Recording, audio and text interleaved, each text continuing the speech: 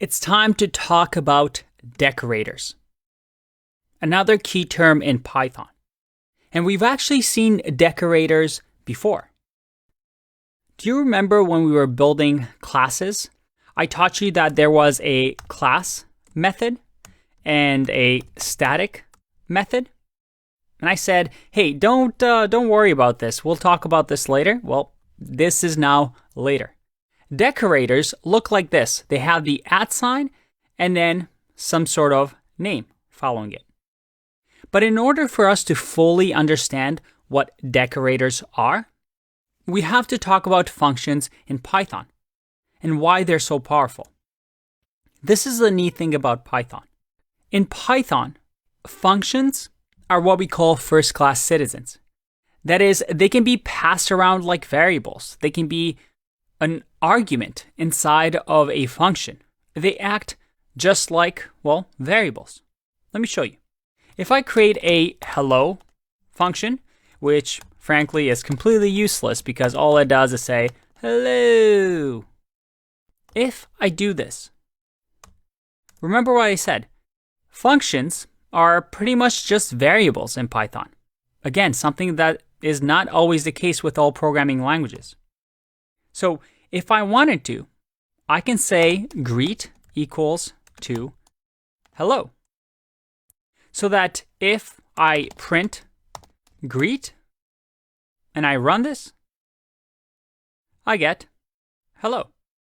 What if I just pass hello like this? If I run this, well, I get the function location in memory. So I would have to use greet like this and run it, right? We have to call the hello function. Okay, what if we do this? What if I say delete hello, a keyword in Python that deletes that function? What do you think will happen? Let's see. If I run this, is that what you expected? Did you expect greet to still work? The interesting thing about Python is that I create hello, and this is now created in memory. When we get to line 4, I say, hey, greet is going to point to hello. So hello can still be called down here. I can still say hello because hello is the name of the function that points to that location in memory. But when I do delete hello, all it does is say, hey, I'm going to delete this function, this name reference to this function that's in memory. However, because greet, a whole nother variable, is still pointing to this function, I'm going to delete the hello word. So if I go hello like this, I'm going to get an error. Name hello is not defined. However, the greet is still pointing in memory to this location. So Python is smart enough to say, hey, you told me to delete hello. I'll delete the name hello, but I'm not going to delete the function because greet is still pointing to it. So functions in Python act just like variables do. They're first-class citizens. We can also pass functions around inside of arguments, right? If I say hello, and then this hello receives another function that calls, let's say, function, like this, well, I can create a greet function. Let's say define greet. And this function is just going to print still here. Now, in here, if I call hello with greet, or just so we're clear, let's just say A equals to hello greet. And if I print A, what will happen? That still works. Because what happens is I say, hey, call the function hello. Okay, I'm calling the function hello with the argument greet. So we go here and we say, hey, run function. And what's function? We want to call this function, right? Because we have these brackets. So we jump to what function is, which in our case is greet. So we go over here and say, hey, just print this. We didn't have to call it in here because the hello function calls it for us. So why did I just teach you all of that? What does that have to do with decorators? Decorators are only possible because of these features. This ability of functions to act like variables, act like first-class citizens in Python. And when we start learning about decorators, underneath the hood, they're using this power of functions. Now, in the upcoming videos, we're going to talk about how to create our own, what they mean, and expand on this idea of a decorator. But here's a short form of what decorators do. Decorators supercharge our function. If we had our, let's say, hello function here, by adding some sort of a decorator, like this, we can supercharge our function and add extra functionality to it. It lets the Python interpreter know, I want this hello function to have some extra features. But let's explore this topic a little bit more in the next video. Promise to not get mad at me, but there's actually one other thing I forgot to mention before we can talk about decorators. I know I'm building the suspense. I know you're just thinking, hey, Andre, tell me what a decorator is. You're wasting my time. But one more thing, quick video, I promise. We have to understand this idea of a higher order function. That is a higher order function, or HOC for short. Sounds super important, right? A higher order function can be one of two things. It could either be a function, let's say the greet function, that accepts another function. So this right here is a higher order function. It's a function that accepts inside of its parameters another function. Another way it can be a higher order function is if it's a function that returns another function. If we define, let's say, greet2 that just runs normally, but instead returns another function. So let's say in here we have define func. And this define func, let's say, just returns 5. And we return the function. This is a higher order function. A higher order function is any function that either accepts a function as a parameter or returns a function. And if you're thinking, hey, is that map function that we talked about, is that a higher order function because it accepts a function? Yep, that's a higher order function. So is reduce or filter.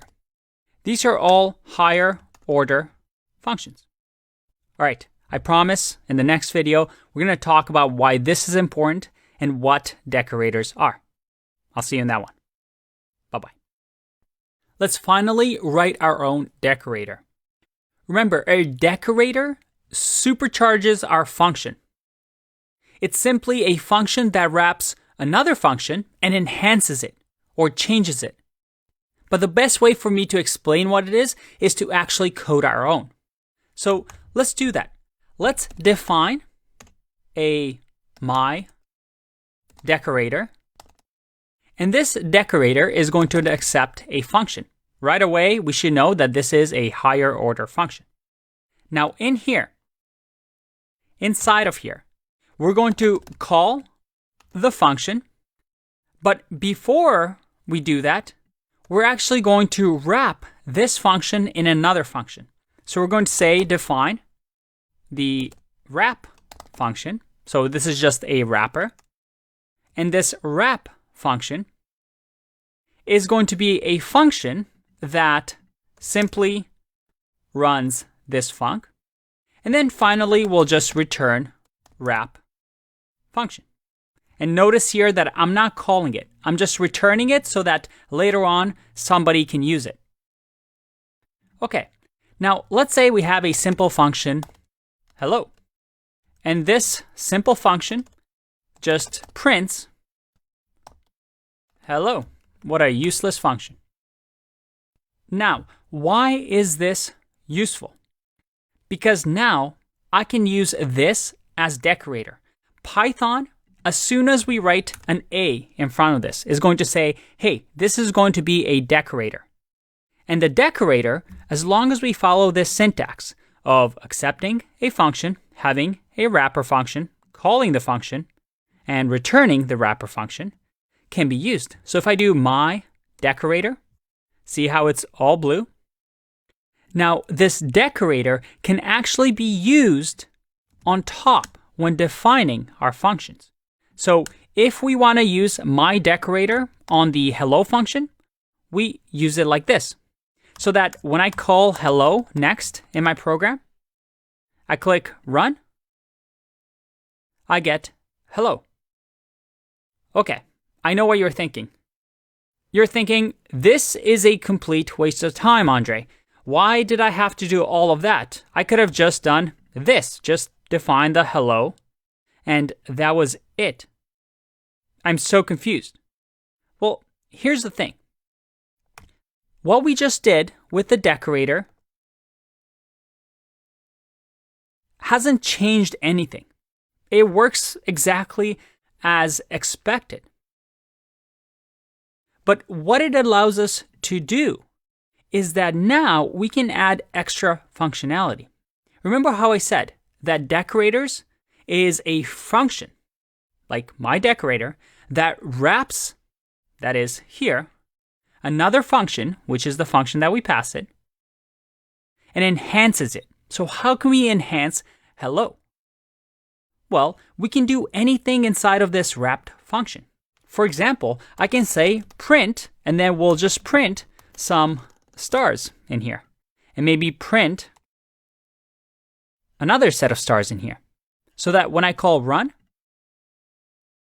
boom, we've just super boosted our hello function. How cool is that? And this is why decorators are useful. By just adding this one line, I'm able to super boost a function. So that, let's say I create another function called buy. And this buy is going to print, see ya later. By calling buy here and clicking run, well, nothing changes. But if I wanted to super boost it, just like the hello, all I need to do is just copy the decorator and use it here as well. So that if I run it, there we go. We've super boosted our buy. This is the power of decorators. By just using this syntax, I can add extra functionality to other functions. Now I know what you're thinking. And I know I also keep saying that a lot. It's like I can read minds. But you're thinking, this is a lot of magic. How does Python interpreter do all of this? It seems like, well, magic, right? Underneath the hood, all it does, well, let me show you. Based on what we've learned so far about functions, because they're first-class citizens, right? All we're doing is literally this.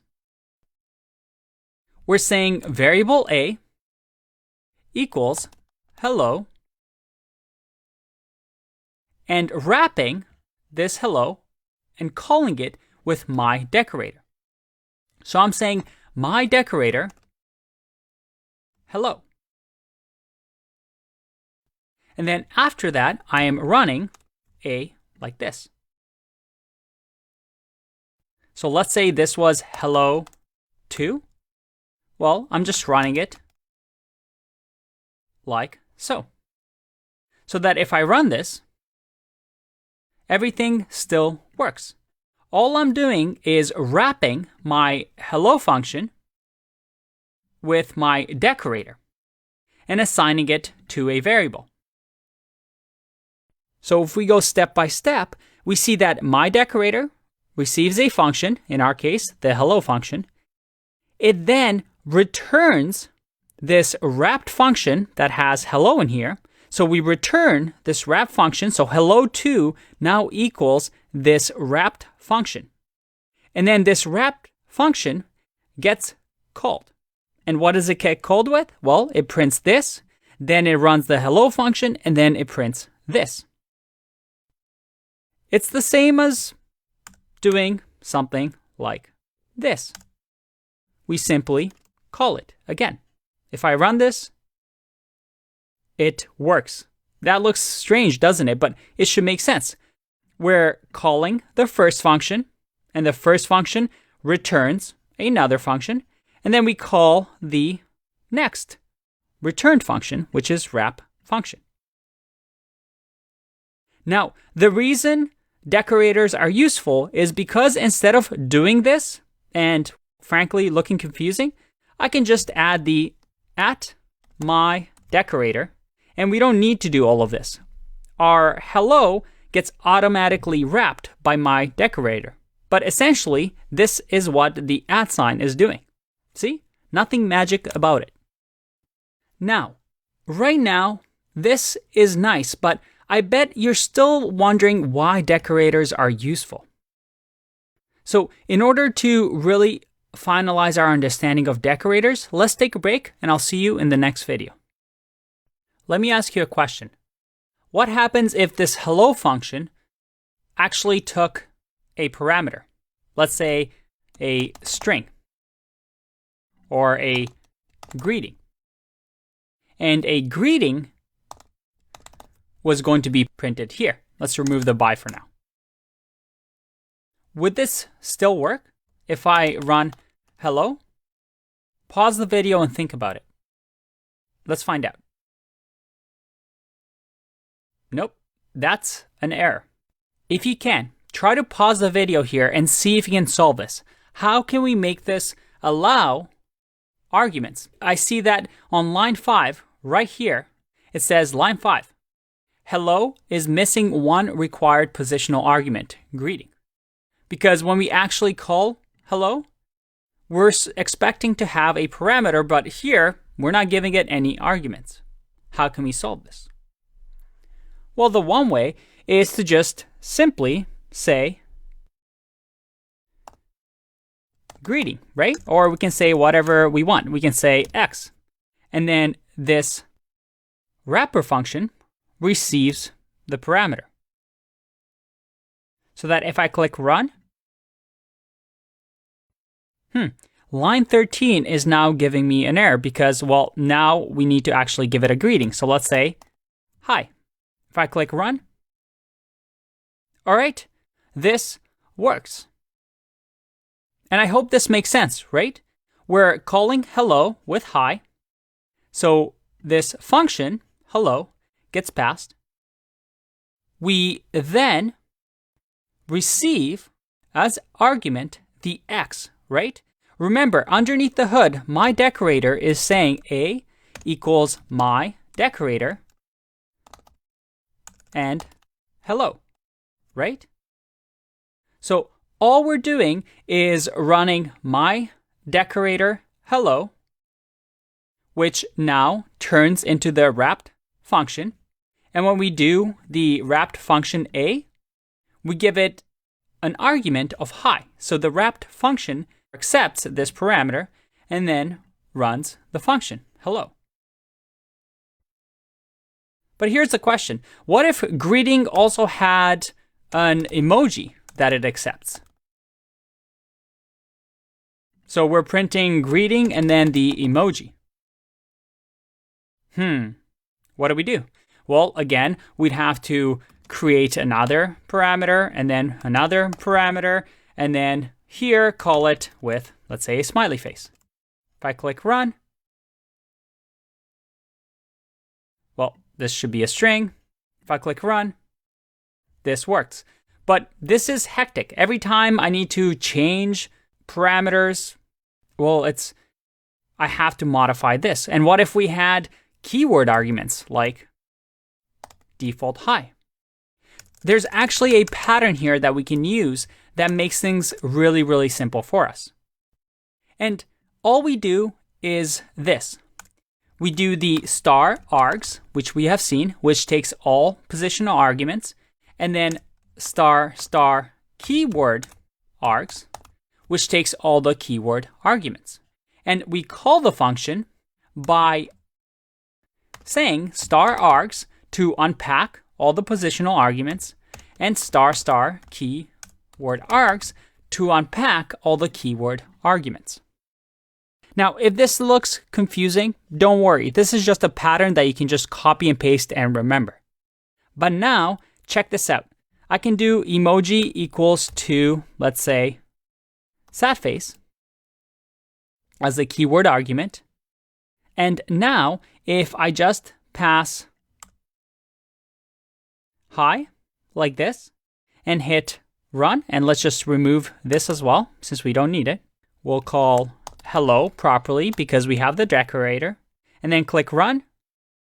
Look at that. I get hi with the sad face. Now, the reason this is called a decorator, it's because it's a famous pattern in programming. It's called the decorator pattern. And this is the decorator pattern.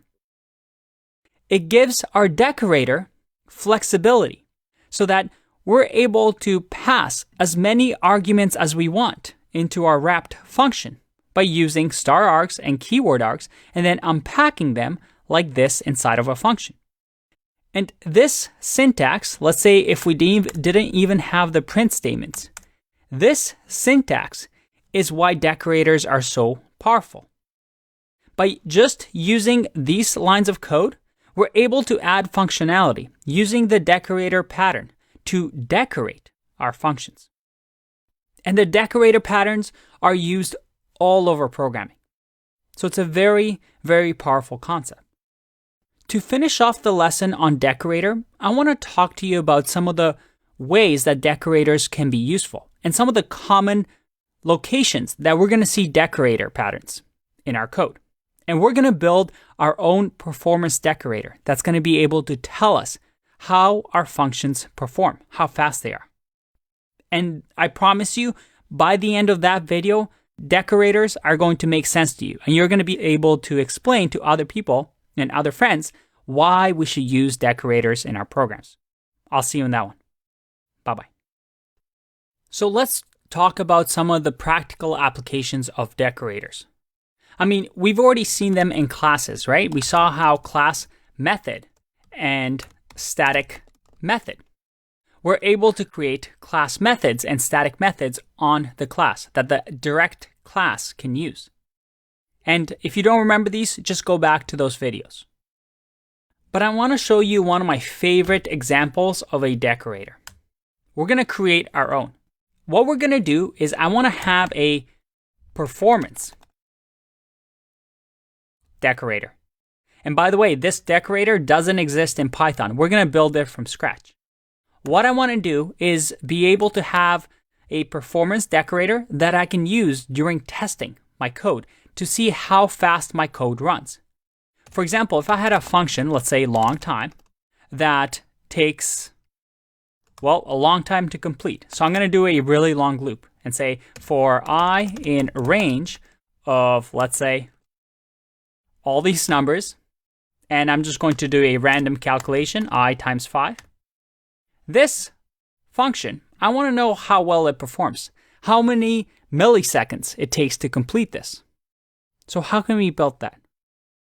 First, I'm going to do something that we haven't talked about yet that we will.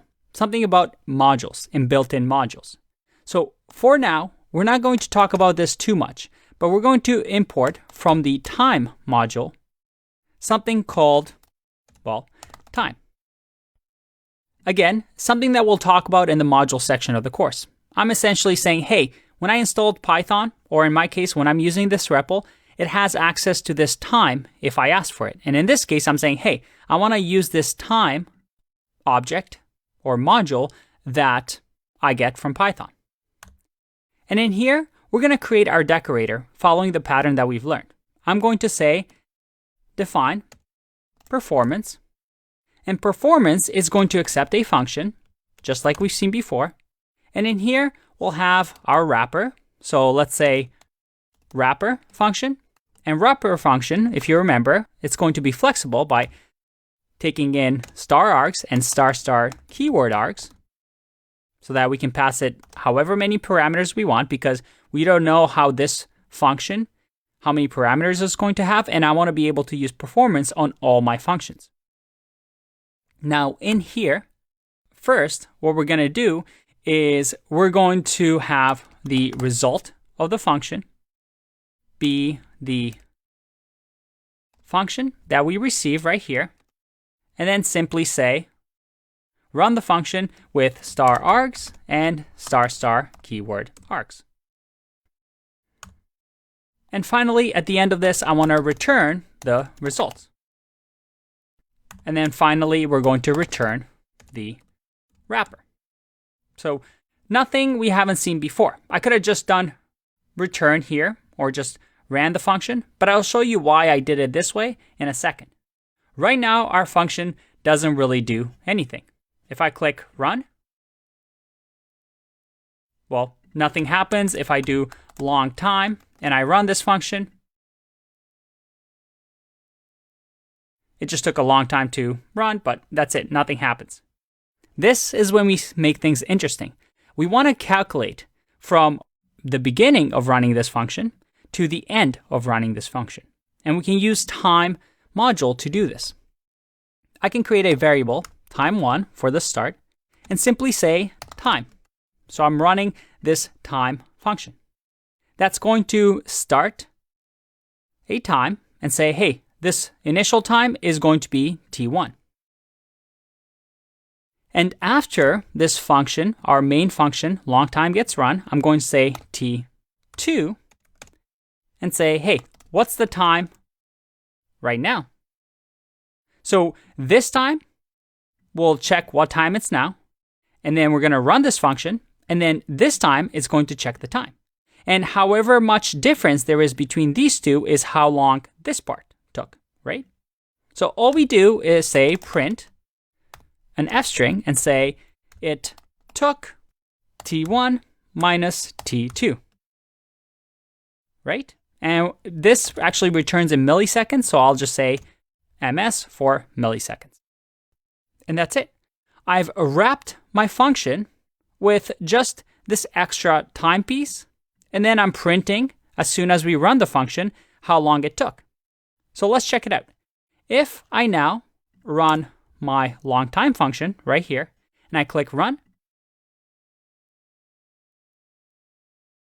all right, I get a minus number because I messed up here. This should be t2 minus t1 because the time on t1, some time passes, and then t2. So t2 is always going to be larger than t1. If I run this, all right, it took 0.16 milliseconds. I think this is actually seconds. Now let's make this long function even longer. If I go like this and click run, oh boy, that took 1.9 seconds. What if I make it even longer?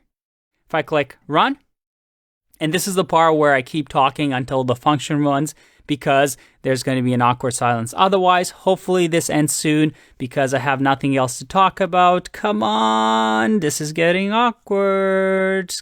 All right, come on. Oh boy. I'm going to fast forward through here. Oh boy, it took 19 seconds. That's pretty bad.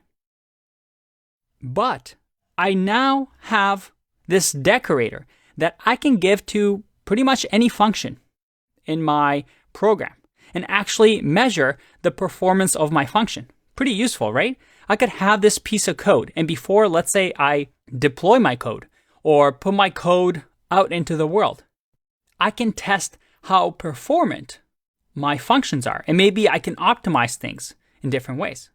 Very, very useful, and I did that in just a few lines of code, 9 lines of code. Now, mind you, this performance decorator depends on the machine and how fast your CPU and memory are on your computer. So for what took me 19 seconds might take you a lot more or a lot less, depending on your machine. but this is a nice way to compare functions relatively. So I hope after this you see the power of decorators. Decorators are used a lot in Python libraries and frameworks. Web frameworks that we're going to talk about, like Django and Flask, use decorators. Maybe you want to have some authentication decorator. So you do authenticated, where each function can only be run if the user is authenticated. Maybe they have the privilege to run a function, such as logging in to a website. Or maybe you just need a login or logging decorator that just logs and lets your database know that, hey, somebody has logged into your system, or hey, somebody has purchased something from Amazon, or hey, somebody just requested a friend request. There's so many uses for decorators. And decorator is a hard topic. You're not going to see them all over Python code. They're just an extra feature that you can use as you become more and more comfortable with Python. But I hope by the end of this all, you at least understand them to maybe one day build your own or use pre-built ones by libraries and frameworks. I'll see you in the next one.